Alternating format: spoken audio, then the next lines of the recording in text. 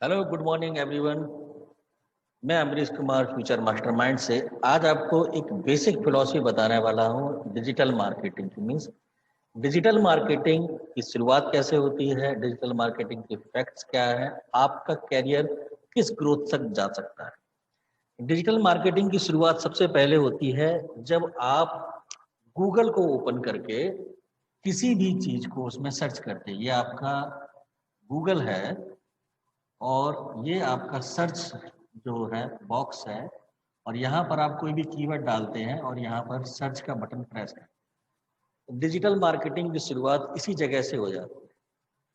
इसके बाद जो अगला स्टेप होता है, जब आप किसी भी सोशल मीडिया की साइट पर किसी भी पोस्ट को देख करके उसको लाइक करते हैं। आई एम नॉट सेइंग कि ये पोस्ट पॉलिटिकल है या फालतू की है, किसी प्रोडक्ट की, सर्विस की, या इसी तरह के किसी सोशल मीडिया पे देखते हैं। जिस समय आप YouTube पर कोई वीडियो देख रहे होते हैं और सडनली उस वीडियो को या उस चैनल को आप सब्सक्राइब करते हैं, यहाँ से शुरुआत हो जाती है डिजिटल मार्केटिंग। डिजिटल मार्केटिंग कोई अलग चीज नहीं है, ये एक ट्रेडिशनल मार्केटिंग का एक्सटेंडेड वर्जन है। मार्केटिंग की जरूरत कहाँ से होती है? मार्केटिंग क्या है? जब भी आप कोई प्रोडक्ट या सर्विस को लेके आते हैं तो आपकी प्रायोरिटी क्या होती है? उस प्रोडक्ट को सेल करना। सेल करने के लिए सबसे बड़ी जरूरत होती है कि उसकी रीच, मतलब हम उस प्रोडक्ट उस सर्विस को लोगों तक पहुंचाएं कि आपकी जरूरत इस प्रोडक्ट से पूरी होगी, आपकी समस्या का सॉल्यूशन इस सर्विस से है।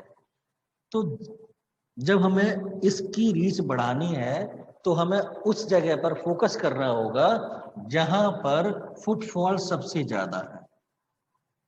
और ट्रेडिशनली मार्केटिंग में अगर आपने देखा हो तो जहां पर फेयर्स लगते हैं, मेले लगते हैं, बहुत जगह पर आपने देखा होगा जहां पर बहुत ज्यादा ह्यूमन गैदरिंग होती है, वहां पर आपको बैनर, होर्डिंग, पैम्पलेट्स ये सारे मिल जाते हैं।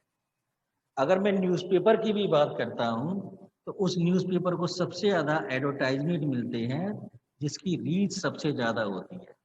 मैं आपको एक लाइव एग्जांपल बताता हूँ। सन 1993 में हमारे यहाँ इंग्लिश का न्यूज़पेपर आता था जिसकी कॉस्टिंग थी 1.5 INR,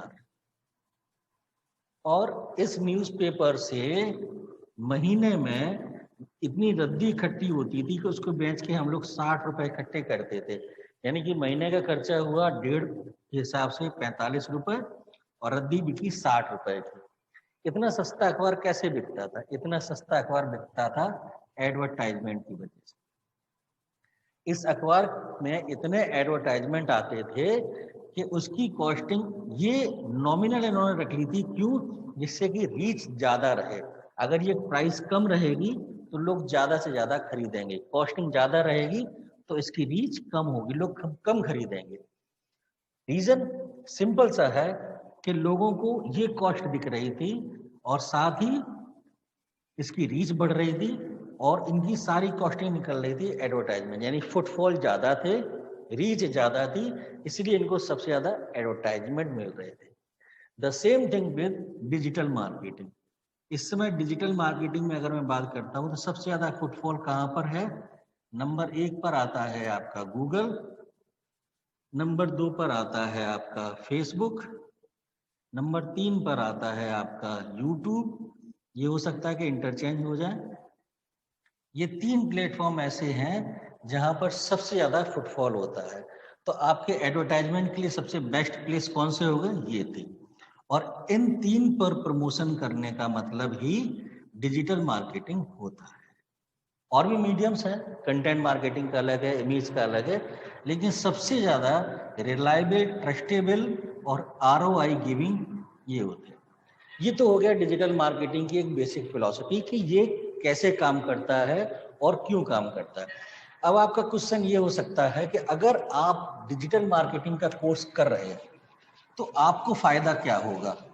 क्यों आप माने कि ये एक जॉब ओरिएंटेड कोर्स है जिसमें करने के बाद आपको जॉब मिल ही जाएगी या आपके कमाई के सेगमेंट्स खुल जाएंगे।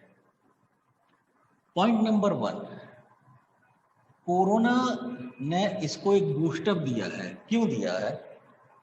जो फुटफॉल 30 to 70% जो डिवाइड था, ये पहले इंटरनेट से खोजता था फिर जाकर के परचेस करता था, ये इंटरचेंज हो गया। यानी कि अब 70% यूजर रिलाई कर रहा है कि नेट पर ही सर्च करे और नेट से ही होम डिलीवरी को प्रेफर करे।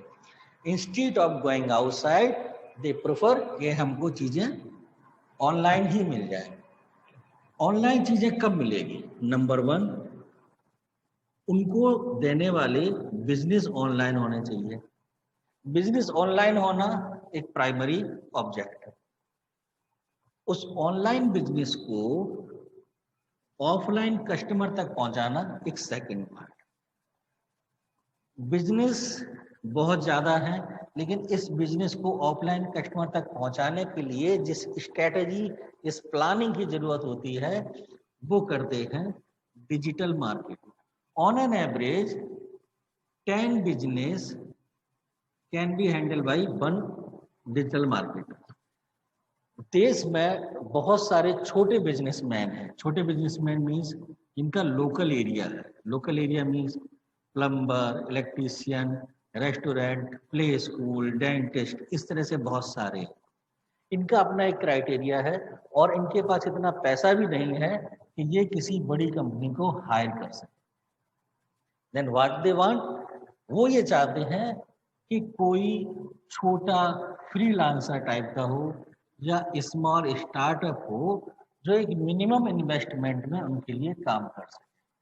और अगर आपने डिजिटल मार्केटिंग का कोर्स किया है तो कोर्स करते करते आप इस पोजीशन पे अपने आप पहुंच जाएंगे और यहाँ पर ऐसे कस्टमर जो आपको पर project 5 to 7K per month दे सकते हैं। आप सपोज करिए कि आपने इस तरह के 7 से 8 प्रोजेक्ट भी उठा लिए तो ऑन एन एवरेज आपकी मंथली इनकम 35 to 56 की हो जाएगी। दिस इज द पर्पज कि आपके लिए डिजिटल मार्केटिंग क्यों जरूरी है। बिजनेसमैन के लिए जरूरी है क्योंकि उसकी रीच बढ़ेगी, आपके लिए जरूरी है क्योंकि आपकी आमदनी शुरू हो जाएगी। This is the basic philosophy and criteria जिसके लिए मैं इंसिस्ट करता हूं कि डिजिटल मार्केटिंग का कोर्स एक जॉब ओरिएंटेड कोर्स है जिसे आप जितनी जल्दी ज्वाइन करना चाहें कर सकते हैं। डेमो क्लासेस हमारे यहाँ हर शनिवार को सुबह होती है। आप कांटेक्ट कर सकते हैं, फोन कर सकते हैं। मेरा फोन नंबर 9312747452। आशा करता हूँ ये इंट्रो वीडियो आपको पसंद आया होगा। Thank you, have a great day.